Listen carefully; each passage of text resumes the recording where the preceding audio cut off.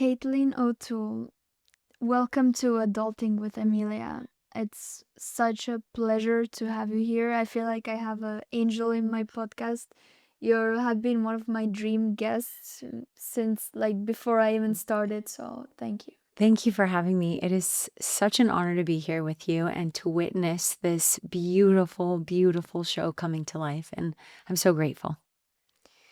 Your life has been like the craziest Netflix movie that I've known, and your story is just so crazy that it doesn't even feel real to me, but so inspiring and important. And somehow you've turned your life into the most incredible, beautiful thing.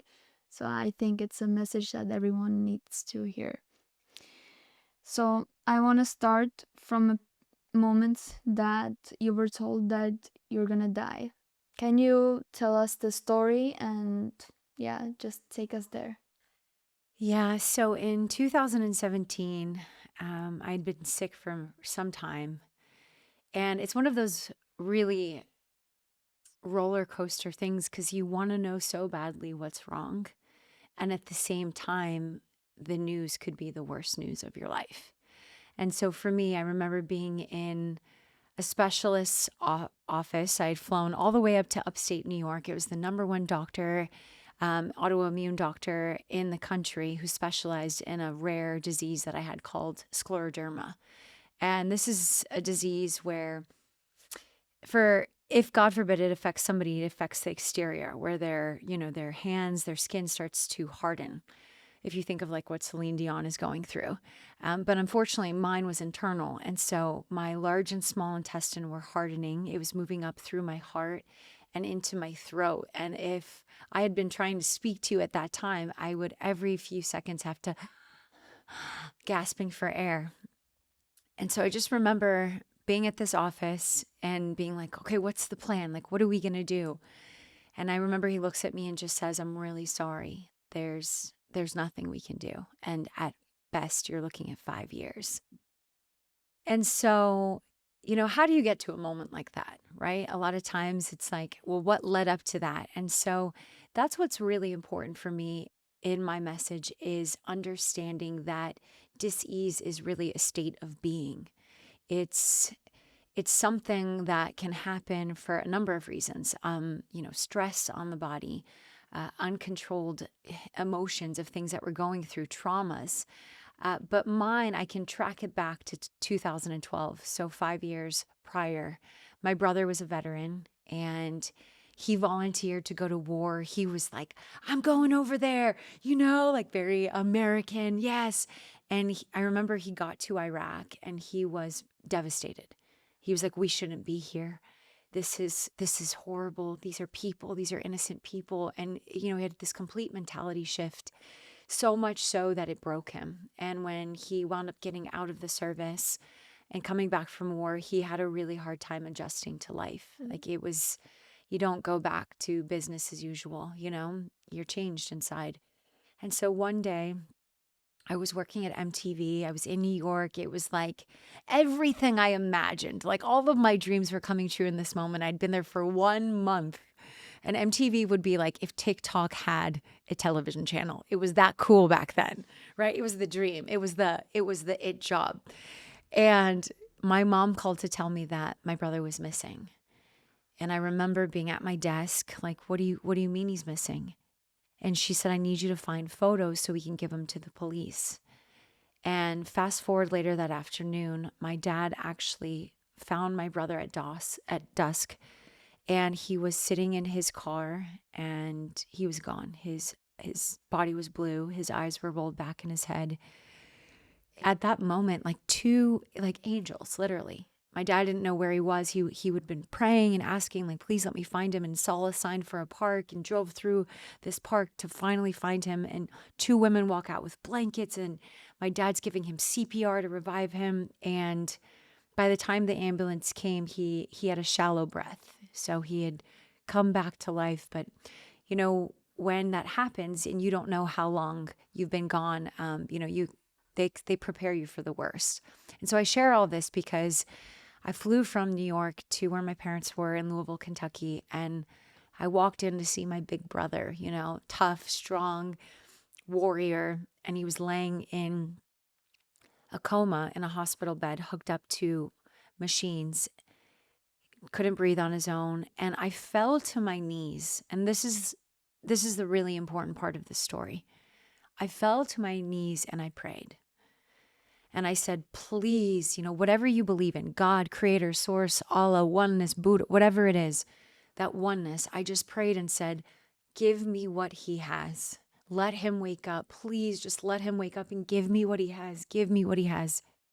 And I don't believe it works like that, but I do understand the neuroscience of our brain. And when you have a strong emotion, your brain zooms in, it takes a snapshot and it remembers that moment. And when you have a strong emotion and you give a command, and that command was, give me what he has. And somewhere in that moment, I planted a seed in my mind, my subconscious mind, that if he was going to be okay, I couldn't. And so by the grace of God, my brother woke up a week later and he was okay. And the next month, I was in the hospital. And for the next 5 years, I got sicker and sicker and sicker. Actually, 9 years, because it didn't continue. And I share that because, all of us have, I call it a virus. It's a mind virus, and we all have mind viruses. For me, it was disease. That's how it started. But for others, it's things that the social media tells you when you open it and you're like, oh, that's what beautiful is. Virus goes into your subconscious mind. It starts choosing you to believe this.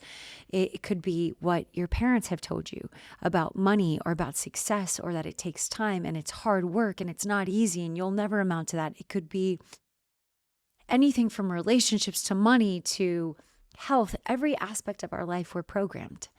And sometimes we're the ones doing that programming and unknowingly putting these viruses in our mind. And it's very much like a computer. Our brain is like this operating system, and you have a command center, and those beliefs go in and they start to command and dictate your life. And so in that moment, I planted this mind virus into my operating system, and I wound up getting sick and sicker and sicker and sicker until in 2017, they told me I had 5 years to live. And I thought, okay, this is it. Like, I'm going to leave New York. I'm going to stop working. I'm going to move to California. I'm going to be okay. But here's the thing I've learned is that whatever you're consciously thinking about, you're creating more of in your life. And so as much as I wanted to get better, I subconsciously was so scared I was going to die. And it didn't matter if I left New York to California. It didn't matter if I left New York to Australia. I could have gone anywhere in the world. But wherever we are, wherever we go, we're with ourselves. You can't outrun you, and you can't outrun those beliefs, and you can't outrun the programs that are running in your mind.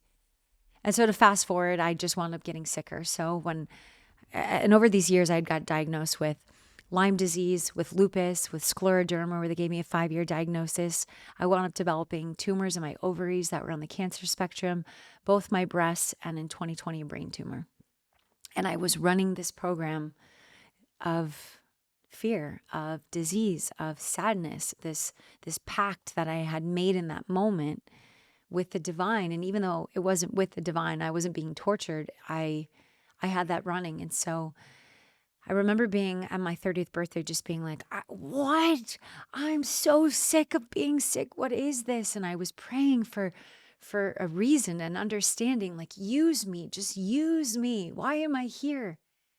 And I was traveling. I was at Machu Picchu, which they say is one of the holiest places on the planet. The Incas believed that the closer they could get to God, the more that God could hear them. And when I say God, it could be the divine, it could be spirit creator.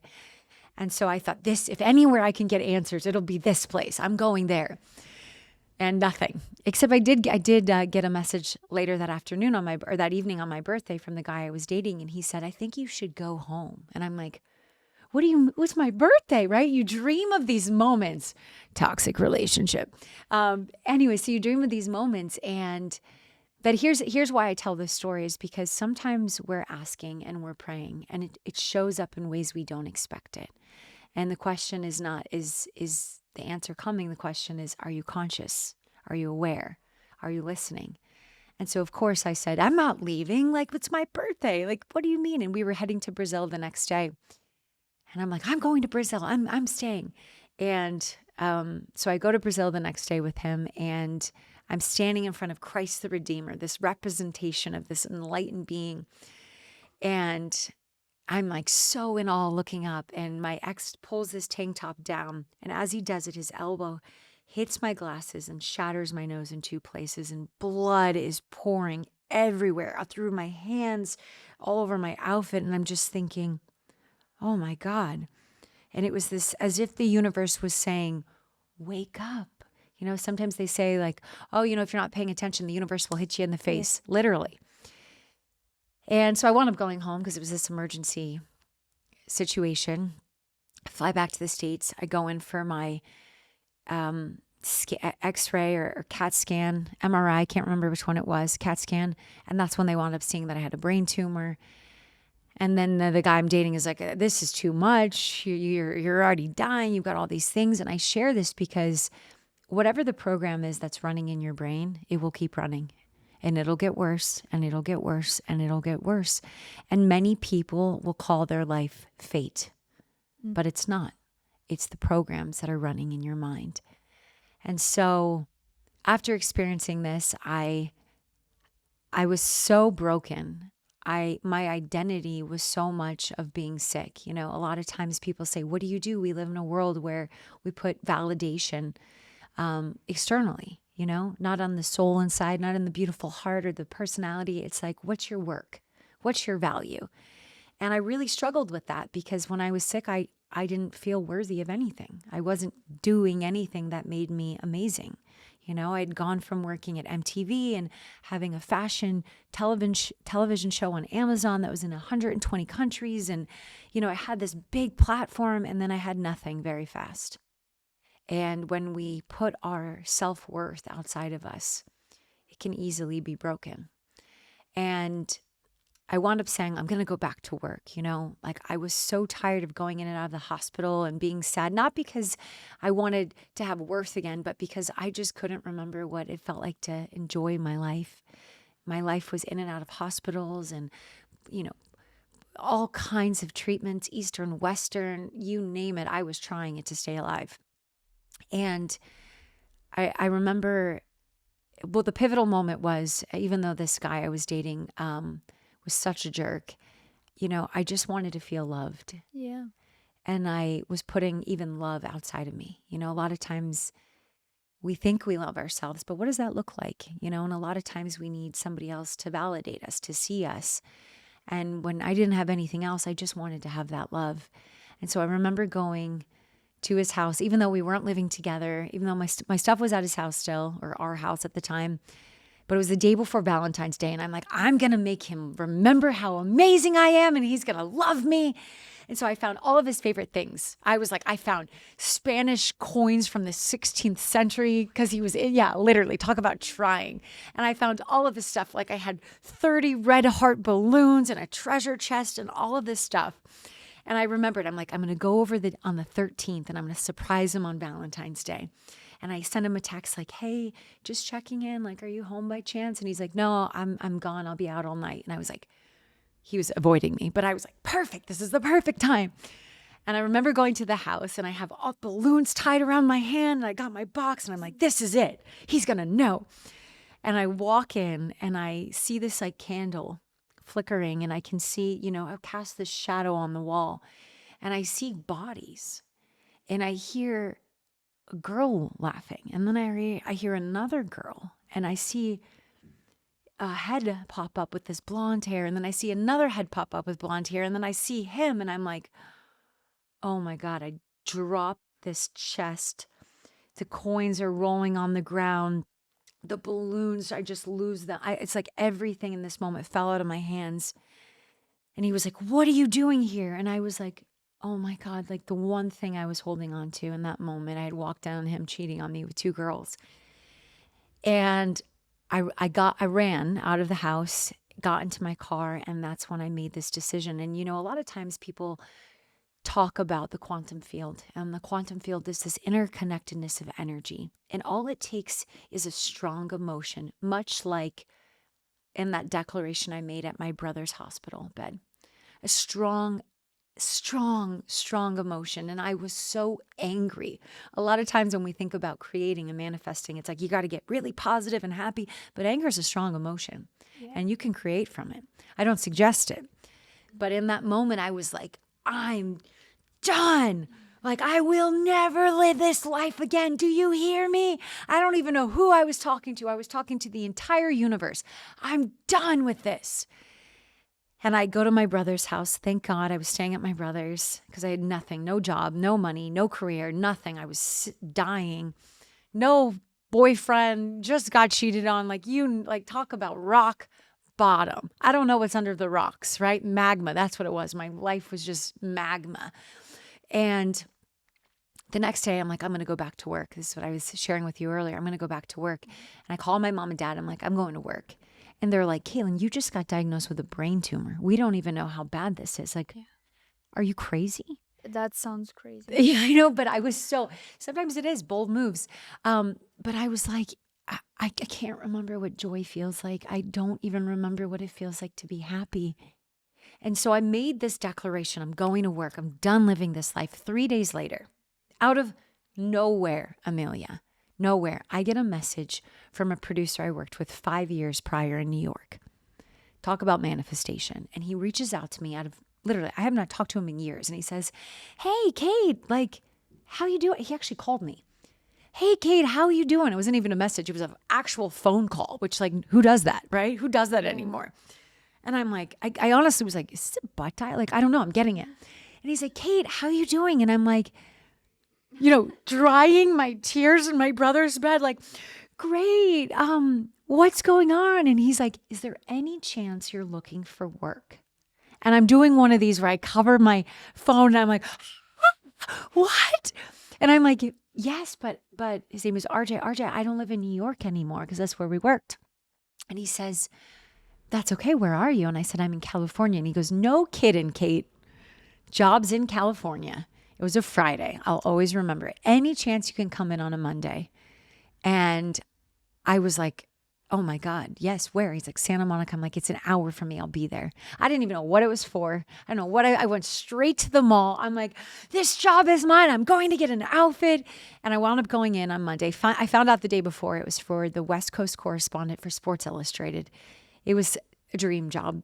And I go in to test for it and I crush it. And they're like, come back tomorrow. And meanwhile, nobody knows I'm sick. Nobody knows I have a brain tumor. Where my brain tumor was, it was pressing against my pituitary and I was lactating.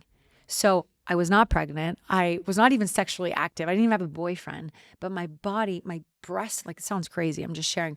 Milk was coming out and I would have to run to the bathroom and stuff my dress so that I could go on camera and act like everything was fine when I'm thinking, man, well, I have 2 years left to live at this point. So, maybe this could just be the best 2 years ever. And they invite me back Tuesday. They invite me back Wednesday. They invite me back on Thursday. And Thursday, the stories are weird. Like they're talking about canceling March Madness, which is huge in the NBA. And there's all this stuff going on with this disease, this illness. And it was March 2020. And my dad calls me. And my dad used to work for the military. And he says, Kate, they're going to shut the country down. You need to come home. And I'm like, what, Dad, do you know where I am? I'm at Sports Illustrated. I'm getting my life back right now. I can't go anywhere. And he's like, you're going to come home or I'm coming to get you. So here I am in this moment of like, oh my God, finally I feel joy again. And I have to tell my boss that I have to leave. And I take the first flight home on Friday. And that Monday morning, they shut the country down. But here's the craziest thing that happened. I get the job. And they send me all of this gear to my parents' house so I can build a studio. Oh my God. But I have this, I didn't watch The Matrix until recently. So I didn't know in the moment, but I have this Matrix moment where I can either take my medication or I could take the job. But I was on so many heavy medications that I really couldn't focus. I was like this shell of myself and I hadn't taken it for a few days when I was at work, but you're supposed to take these things to stay alive, even though there's no cure. And I remember being like, I'm not going to do this anymore. I'm going to take the job. And I had to sit my mom and dad down and tell them, like, I'm done taking medicine and I'm going to take this job. And my dad looked at me and he was so angry and I think scared. And he said, okay, we're really doing this. We're just going to play make believe right now, Kate. And I was like, that's it. That's it. I need you to believe this with me. And it's not that I'm suggesting anybody do this. I'm just sharing my experience of what happened. But for the next 10 months, every single day, I would wake up and I would put on the happiest music I could find. It was a pandemic. Everybody remembers you can't go anywhere or do anything.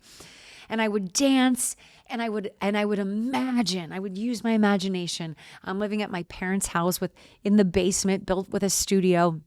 But I would in Kentucky, and I would dream of being back in California, and I live on the beach, and I'm healthy, and I would do this, and then every day I would look for the best stories I could tell. Like, okay, the kids, there's 200 million kids that eat from the school system. That's how they get food. And if the schools are closed, how are they eating? LeBron James is doing a food drive. Let's go talk to him, and we'd find the best stories from a basement. And after 10 months of doing this, my dad said, Kate, you got to go back and you got to go get some scans. And during the pandemic, unless you had COVID, you weren't going to get your regular checkups. Everything was different, which was beautiful because this identity of being sick wasn't being reaffirmed. I wasn't in the hospital. I wasn't in the same situation. I wasn't even taking medicine anymore.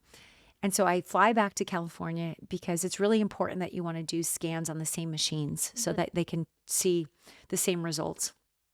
And I go back and the first thing I do is I get my brain scan and the tumor's gone. And the doctor's looking at me and he's like, what did you do? What was going on in your mind in that moment? I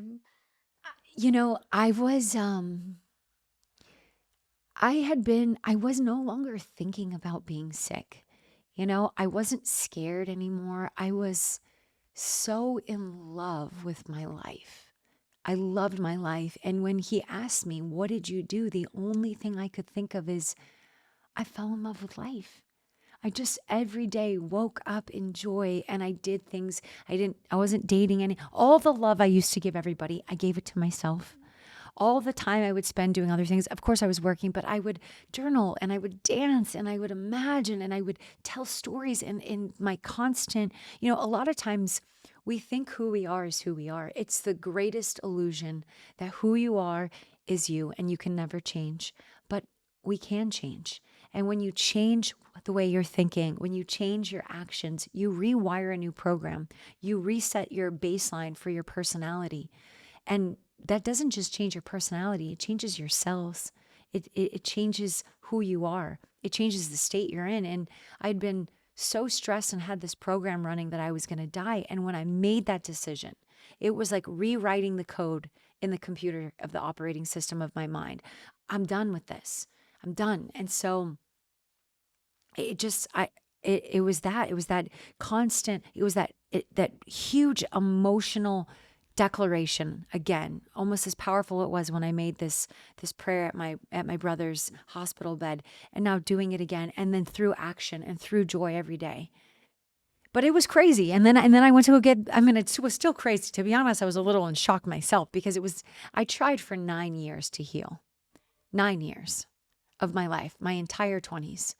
I spent in hospitals, switching blood transfusions, doing everything I could think of to stay alive. And the moment I stopped trying to heal and started loving my life was the moment I healed.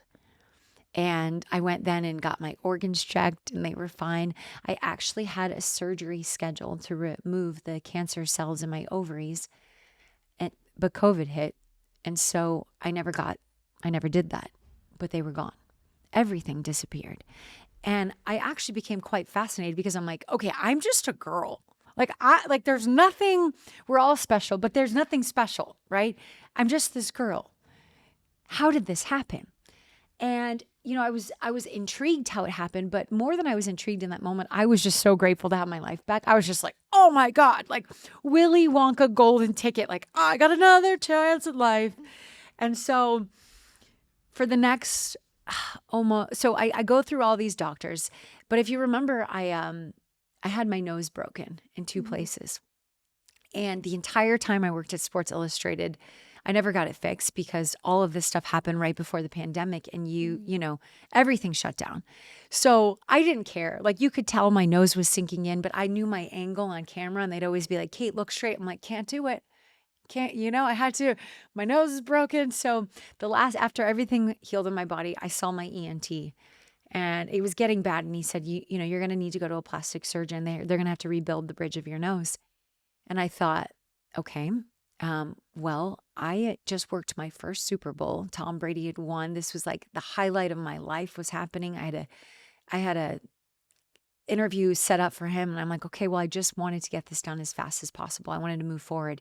And so long story short, I wound up seeing a doctor in California and he really freaked me out because he was like, well, did you know that your face is crooked and we could change this and we could, and I thought to myself, this is just the way I look. I'm not trying to come here for cosmetic changes. I just, clearly my nose is sinking in. Here's my insurance. Here's this.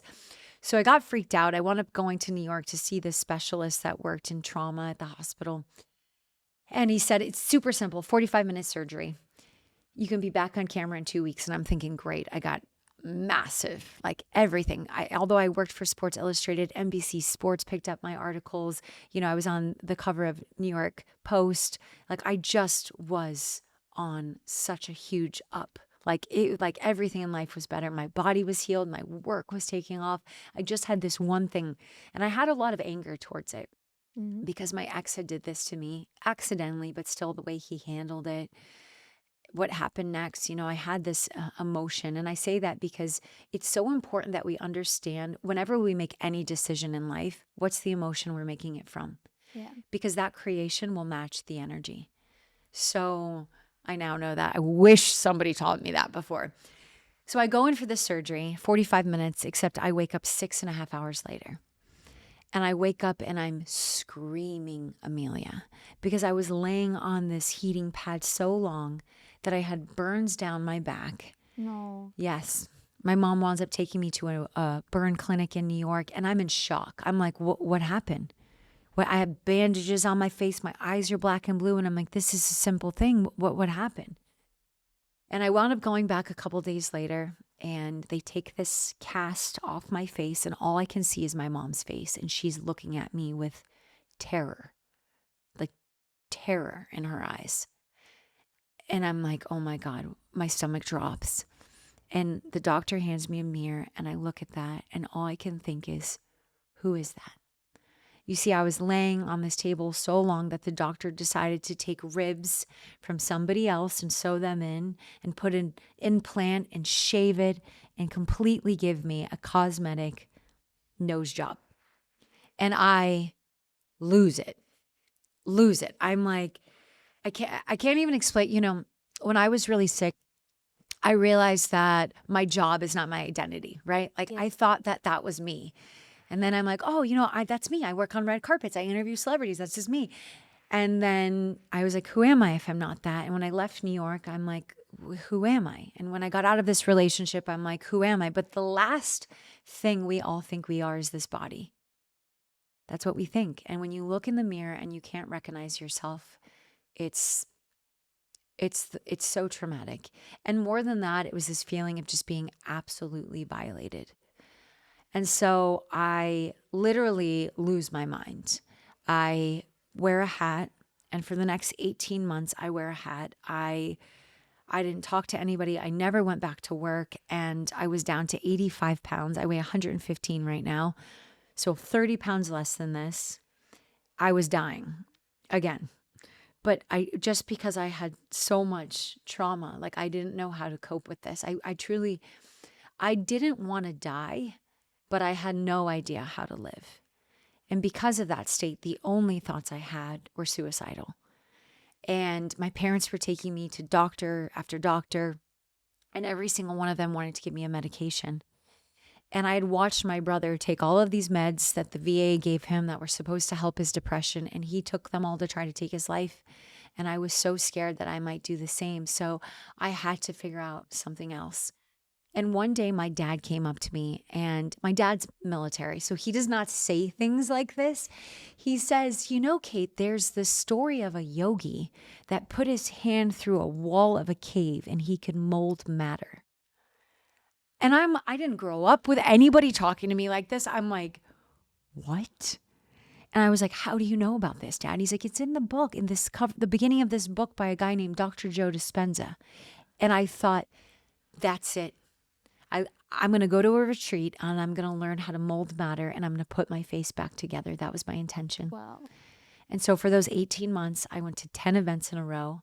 I learned how to meditate. I learned how to disconnect from this world. And at first, it was just a minute where I didn't feel like dying.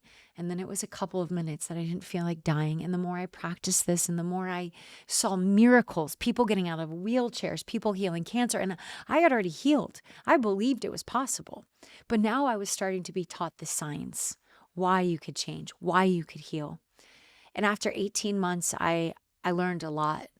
And I remember being at an event that my friend was doing who was trained by Joe. And it was a group of like 12 people. And there was 3 girls there. And they were beautiful girls.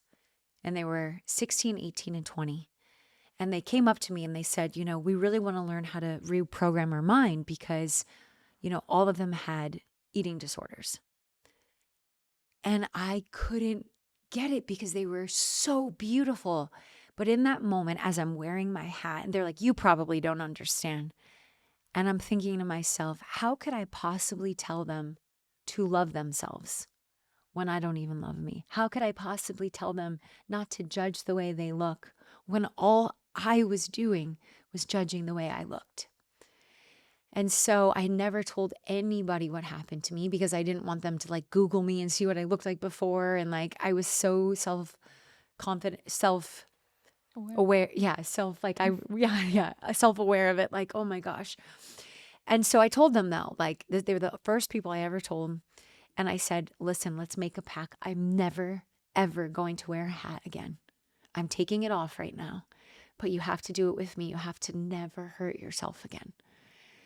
And we made this pact and we agreed. I saw one of them recently and she's doing great. And it was like when my body healed, it was unbelievable. But when my mind healed, that's a whole other level because you can be healthy, but if your mind is a prison, it's a terrible place to live. And 30 minutes, Emilia, I am like, oh my God, I'm free. I'm free. It was like I understood life. I understood everything. I understood I'm not my body. I understood I'm the soul inside. And oh my God, I'm a creator and I'm powerful. And all I wanted to do was tell my mom and dad that I was okay because they were so worried for so long. And I'm calling them, and it's no answer.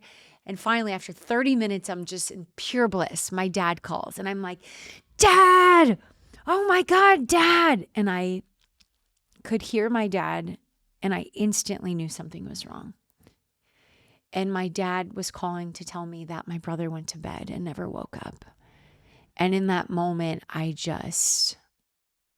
was like getting hit in the face all over again, but worse than anything I'd experienced yet. And I just remember falling to my knees and being like, don't believe it, Dad. Like, if we don't believe it, it didn't happen. Like, please don't believe it. Please don't believe it. But it was this pivotal moment in my life. And I think we all get these moments where we can, we can take courses and we can read books and we can go to events, but at some point in your life, you will be called to apply it. You will have to take what you know and embody it. And it was the hardest time and still is extremely hard for me. But I was like, I can take everything I know or I can and move forward or I can let this take me out. But it's interesting because if you remember, this was 10 years prior, I made this pact that if my brother could stay, I would take what he had. And in this moment when I finally understood life, he left. And it was like this deal was done. This program had been broken. This virus was cleaned. But it showed up in a way that was extremely painful. And so it's been my mission, that was 3 years ago last month, to just help as many people that I can with the idea that we can heal, that we are so much more than we've been told. We're not our body. We are these, there is this, I would call it a living God, and that God is living in our chest, and it's us, it's part of us, it's every single part of us. And when we learn how to reprogram our mind, when we learn to say, let me look at my life, is this actually what I believe? Or did my parents teach me this? Did institutions teach me this? Am I being, they call it television programming. We're constantly being programmed. The moment you go on social media and you're on Instagram and you start scrolling, your brain drops into alpha. You get relaxed, and that means the door to your subconscious mind is open. That's like taking the key to where the operating system is in the computer. And, we reset our phone every month. It says, phone update, phone update. But how many times do we do that to ourselves? How many times do we check if our mind has the programs running to work with us? And what I've learned since healing and going through all of this is that you can do anything. Now, the same things that I used to heal, right? This idea of falling in love with life and choosing which thoughts I'm going to fire and wire and choosing which thoughts I'm going to think every day, it shows up all around me, right? It's the reason I am where I am and why it keeps getting better and better and better. And it's not by chance. It's by conscious choice to say, this is what I would like to have in my life. And anyone who's listening or watching to this, it's your choice. It's your choice. You've managed to go through all of that, take the knowledge, take the power, and turn it into something else. There are, I think, two types of people who go through hard things and they never end up going to the other side, but you've managed to do something different, and now you're helping so many people in the world and inspire. So you're like the angel, because you have to be like such a strong person, and I think something the higher power already knew that you're capable of going through that, and through that you were prepared to give out this important message. Thank you for that. I really believe that disease, heartbreak, trauma, whatever it may be, it's a call. And, there's this beautiful saying, as within, so without. And, everything I believe in life, it's coming from us, not at us. And you might say, okay, well, how is that possible? Like, do you understand my life and what's happened? And I'm sure that there are some things that are just circumstantial, of course, but it's how we react to them. But when we can really just open our mind to this idea of maybe I am creating more of my reality than I realize. Maybe the thoughts that I'm thinking are actually contributing to my life. And science now tells us that every time you have a thought, you release a chemical. That's the way we're wired. So you think thoughts that make you sick, then of course you can think thoughts that make you well. I'm proof of that. You've taught me, you're like the professional at manifesting. You've taught me some amazing techniques. I remember the first time we were in Miami and I was listening to your story. I think I didn't say anything for like, I don't even know how long it was, and I was just listening. Like, it's amazing. I really also want to hear your story about Elon Musk Yes. So this is actually great because, a lot of times when we're creating, and I'm talking about being a creator. So what does that look like, right? And I think we're so heavily programmed in this three-dimensional world where we live that at least I was. I'm not sure how you were raised, but you have to work really hard to get something, right? And it's maybe there's luck every now and then, but you have to just work. And I remember, I have a boyfriend that works very differently than me, and he'll like lock himself in his office for 12 hours and like on the computer. And when I met him, I was grieving. And I was trying to figure out how I was going to get back in the world. And he's like, well, you got to sit down and you got to work on your goals. And I remember sitting at my like kitchen table, and it was the most beautiful day outside. I live in California, and I'm like, trying to focus on writing this book I'm working on, but I just am looking outside and I'm like, I just want to go outside. And I get this craving for a chocolate chip cookie. And there's this place, they warm them up. They're gooey. I'm like, oh my gosh. So one part of my brain is saying, okay, you got to work hard and don't leave the desk. And you have to, like, if you want to get your message to the world, then you got to write this book and you got to work really hard and you got to find a publisher and you got to get it out there. And then the other part of my brain is like, but we should just go outside. It's sunny. We should really go get a cookie. That part won. So but there was this kind of like embarrassment to it. I remember looking and seeing if my boyfriend was in his office and being like, okay, I'm going to sneak out of the house, which I shouldn't have to, but that's how programmed I was. And so I remember going to the mall to get this cookie and they're sold out. There's no chocolate chip cookies. And I'm thinking to myself, you got to be kidding me. So I walk into Nordstrom and I see this blue puffy coat. And I'm really big into dressing the part. When I was really sick for a long time, I never got dressed. I would lay in my bed and I would be in sweats and, I'd shower every, 4 days if I even had the energy. But even when I was sick, when I started working, I would get dressed every day. And there's an energy to putting on an outfit, whatever that is for you. And so I'm really big into like I call it building out the character. It's the character view of your highest self. And so I go in and I see this blue coat and I'm like, this is fabulous. Like I put this coat on, I'm walking around the store. 3 women are like, I love your coat. And I'm like, oh, thank you. I haven't even bought it yet. I'm like, oh, it's right here, And I remember the night before, my boyfriend says to me, what are you creating right now? I should backtrack because this is very important. When we think about our goals, especially at night, they go into our subconscious mind. And I said, I'm creating my mission, my message to get out to the world more and to create more abundance in my life. Those were my 2 things. And I remember him saying, what's your relationship with money?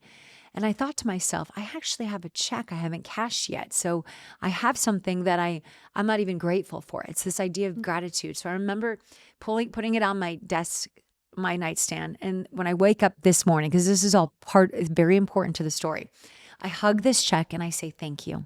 Thank you, thank you, thank you. And then I do this imagination practice in my mind where I see all of these doors. Like imagine you're just looking into space and there's all of these closed doors. And I have this little green button that is lit up. And I know that the moment I hit it, every door will open. And I'm just playing in my mind. So I hit this button and I'm like, every door opens for me. Fast forward. I'm at my computer. I get the call. I have this craving for a cookie. I go to the mall. They're sold out. I see the blue jacket. I'm like, this is amazing. I'm wearing it. As I'm wearing the jacket, my mom calls me. I have only invested in stocks once in my life, and it was a penny stock, and I lost everything. It was terrible. This was 2 years prior to this story. But out of nowhere, as I'm wearing this jacket and I'm like, I'm a magnet in this thing. Like everybody's complimenting me. You know that feeling when you're like, I feel great. I love my outfit. That's how I was feeling. And my mom calls me and she says, Kaitlin. And I'm like, yes. She's like, that stock just shot up out of nowhere. And all of a sudden I have over $100,000 in my portfolio. And I'm like, oh my God, what is going on? And I look at my jacket. I'm like, I'm buying this thing. So I go straight to the counter and I didn't even look at the price. I was just like, I can afford it right now. It was only $111. I put it up there and the woman goes, oh, 111, it's an angel number. And I'm like, yes, it is. So I am in the best. Why am I saying this to you? Because energy is everything. The energy we are in will create our reality. That is how the game of life works. So I'm in this amazing energy. And remember, my intention the night before was to get my message to the world and to create abundance. Check on the first one. I walk outside and I got the shopping bag and I'm like, screw the cookie. I got the coat. I'm so happy. And this young man comes up to me and he goes, excuse me, can I interview you? Like I'm in an outdoor mall and I'm like, yes, you can. I set my bags down. I was like, what do you want to talk about? And he's like, I want to talk about wealth. And I'm like, I got a story for you, buddy. But I wound up not even telling him that story. He asks me what I would tell my younger self. And I tell him that, that we've been programmed and that who we think we are today is just a set of programs. And I think what happens is a lot of times we're looking at our life and other people's lives and we're like, how come everybody else is crushing it and I'm not? And it's not because you're broken. It's not because there's something wrong with you. It's because your mind has a virus and you have to reprogram it. And I never give him my name, Emilia. He's like, I have a channel with this college. I'm like, cool, whatever. I'm so excited about this coat and this money I just made. I never give him my name. I never get his name. I have no idea. I just think it's like a school project. Yeah. Literally, that's what I thought. And I go home. I'm so excited about my day. And a month later, it starts going viral. And I'm like, oh my God, it hits 1 million. It hits 2 million. It hits 5 million. It hits 8 million. All these other channels start picking it up. And it's 2 million here, 10 million here. And I'm like, and people are like, oh my God, you're going viral. And I'm like, for what? So this winds up going viral for months. Fast forward. I thought it had its run. And I'm at an event with Mind Valley called Mind Valley University. And this is like 8-9 months later after this moment happening. And I remember I just worked 3 weeks with this company and I was about to walk out of this closing party. Everybody's dancing. And I go to walk out and something in me says, turn around and take this in. So I walk back into this dance floor and I look at everybody so happy and I put my hands on my heart and I just say thank you. I'm so grateful. I'm so grateful. Thank you for my life. Thank you for this experience. And I come home and it was super late. I just want to shower. And there's something really magical that happens when we take a shower is our brain goes into alpha, which the door to your subconscious mind starts to open. And that's why a lot of people say, like, I get the best ideas in the shower. It's one of the most powerful. I do. Do you? Okay. Yeah. Exactly. It's one of the most powerful times to program yourself. This is why my shower has vision boards and they're laminated and they're hung up everywhere. I need to do that. Pro tip, put vision boards in your shower, laminate them. The water will let them stick to the glass or the wall. It's brilliant. So I'm thinking, how can I get my message to more people? Like, what can I do? And then I have this thought that says, do you feel safe to be seen? Because that was a big thing for me. You know, I wore a hat for a long time. I was slowly trying to feel comfortable in my body again, even though I'm not my body. I live in my body. It's not me, but I live in it. You know, it's part of me. So I start saying, it was just like this thought came to me and I started saying, I feel safe to be seen and heard. I feel safe to be seen and heard. And I hug myself. I'm like, I feel safe to be seen and heard. And I wound up going to bed super late. And I get up in the morning and my friend says, do you want to go to church with me? And I was like, yes. So we go to like 3 churches in Estonia. We have no idea what anybody's saying. But there's something so powerful, like whether you're religious or not, it's not about that. It's about getting in a room where people believe and the energy that's there and the worship that's there. It's powerful.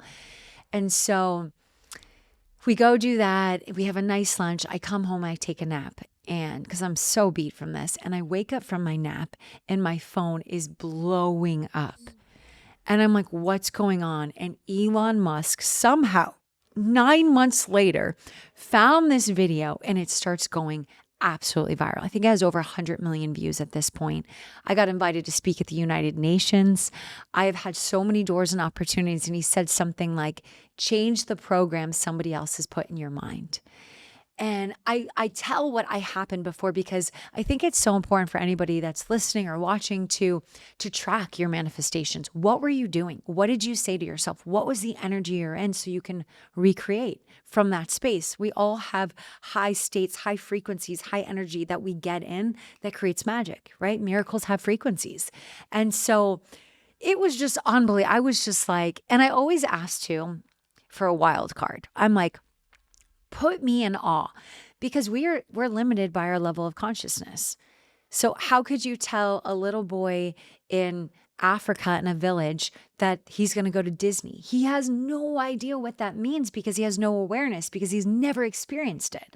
And that's us. There's Disneys out there. There's freaking Maldive overwater bungalows, something like that, but we don't even know what it is because we're not conscious. We're not aware. And so, you know, a lot of times when we're creating and when we're manifesting, you know, specificity is great. You know, be specific and and be clear, but also leave room for miracles, leave room for the unknown. And I always ask, like, when I come to big events like this, there's so much energy. And I say, just put me in awe, reflect it back to me. Show me something that people will believe that this is real. Yeah, I don't know what to want because your memories are based on what happened yesterday. So it's really hard to imagine what could happen, like you're saying. Exactly. And that's why, too, Amelia, it's so great to do imagination practices. You know, the school system really shuts your imagination down at a young age, right? They say, oh, stop playing make believe, grow up, settle down, be realistic. These are all things that we've all heard. All of us, all over the world, we have been so programmed. But the word itself, imagine, if you break it down, it says, I'm a genie. I'm a genie. You're the genie. Oh my God. You grant your own wishes, but you got to use your imagination. And we don't take time to do that. We're not taught to do that. And that's something that if you're listening to this, if you're like, okay, great story, crazy story, whatever your thought is, but what are my actionable takeaways would be, take time to use your imagination. Think about because it's like any muscle. The more you use it, the more it grows, right? And it could be anything. You can have imagination problems. Like you can be like, okay, what's the best thing that can happen? I think you should have your own imagination, but let's say you're really struggling. You could always go to AI and say, here's what's going on in my life right now. Give me 20 of the best things that could happen that I'm not thinking about. And it will blow your mind. And then it will, as you read that, you'll start to activate your own imagination more and more and more. But it's important that we use it. That's one thing. It's this idea, so many times these ideas of like, go get a cookie, right? Who would have ever thought that a trip to the cookie would eventually turn out to be a massive viral post by Elon Yeah, you Musk? need to trust your inner voice, and that's something inside you because it knows better than sometimes your conscious mind knows. Exactly, Emilia. Exactly. And we're so programmed to say like, oh, don't listen to your heart. What? Listen, there's more neurons in your heart than there is your brain. Your heart is informing your brain, right? That's the neuroscience behind it. Your heart, the mind thinks, the heart knows. And so when the heart is speaking to you, right, we call that intuition. The word intuition just means to be taught from within. So when we take the time to listen, but follow it, right? I think about that all the time. What if I just never went to get a cookie? And I can't even explain to you. It might sound silly, but it was an internal battle because I was so heavily, my boyfriend's great. He's so great. But I was even being programmed by him that you can't, if you want to get anywhere in life, you have to stop going out in the middle of the day to go to the mall to get cookies. Like, well, come on, you're never going to get anything done. But we all create differently. Yeah. And I have found that the best way to create anything in your life is through love. It's through joy. My body healed not because of medication, but because I loved my life, because I was in joy, right? I went viral and had Elon Musk share it, not because my book is out in the world yet, not because I tracked him down, but because I just went outside to do the most loving, joyful thing, which in that moment was go get a cookie and buy a blue coat that made me feel amazing, right? And I think that there's so much, it's so simple. And we overcomplicate it, right? Even the idea of manifestation. Okay, 3-6-9 method, and you're going to write it down, and you're going to say it this many times, and then you're going to visualize, and you're going to imagine. Yes, but the best thing you could do is fall in love with your life because it's such a powerful frequency. Science shows that when you're in love, your heart opens. What does that mean? It means that all of us have an electromagnetic field. And the more you're in your heart, the more that expands. It's the reason why you can walk into a room and you can say, something feels off. You're picking up on that energy. It's the reason you can meet somebody and say, I don't know what it is about her, but she has such good vibes. What is a vibe? It's a vibration. It's energy. It's in the field. And so when you're in your heart, when you're in love with your life, you're blasting this information out to the field. You become a magnet for everything. And now you're no longer going anywhere. It's coming to you, right? That opportunity came to me. as much as I thought I had to sit there and work and type and write, somebody came to me and asked me my opinion and put it on. I didn't even do any of the work. I just answered a question. And that opened all of these doors, all the way from United Nations to Elon Musk to all of it, to all of the things that have come from them. So if you're listening and you're like, what do I do? Find the things that bring you joy. Remember what makes you happy and fall back in love with your life. And in doing that, I'm also saying fall back in love with yourself. Because when you're in love with you, you can see the beauty in everything. Kaitlin, thank you so much, first of all, for teaching me how to fall in love with my life. I think hearing your message already, I think it was more than a year ago, it changed something in me. And I'm so thankful that you get to be here and share that message with my audience and listeners. It's so important. Thank you, Emilia. And I just want to say one more thing. In our world right now, there's so much darkness. There's a lot going on in people's minds, in people's families, and at the world at scale. And the only way for darkness to disappear is if every single person turns their light on. And I really want people to understand that, because a lot of times we think, oh, well, there's already so many podcasts, or there's so many books, or I'll never get that. Why do they? We need you. You're needed. And every single person has a divine calling in their life. It's that thing that you keep thinking about. It's what's inside of your heart. It's what you daydream about. It's that thought that won't go away. But maybe you think it's impossible. Maybe you think it's, I don't know. Go after it. The moment you say yes, I promise you, there are forces that you cannot see that will be there to meet you, and they will open the door. You don't even have to open it yourself. They will open the door for your light to shine. And it's so important. And I have to say, Emilia, that's why I'm so happy to do this with you. It's so beautiful to see the way that you're shining your light and all the beauty that you're bringing to the world. And I'm just so excited to see all the ways this will be used. And just everybody, turn your light on, because we need it. So thank you so much for having me. It's been such a pleasure. Thank you. We love you guys.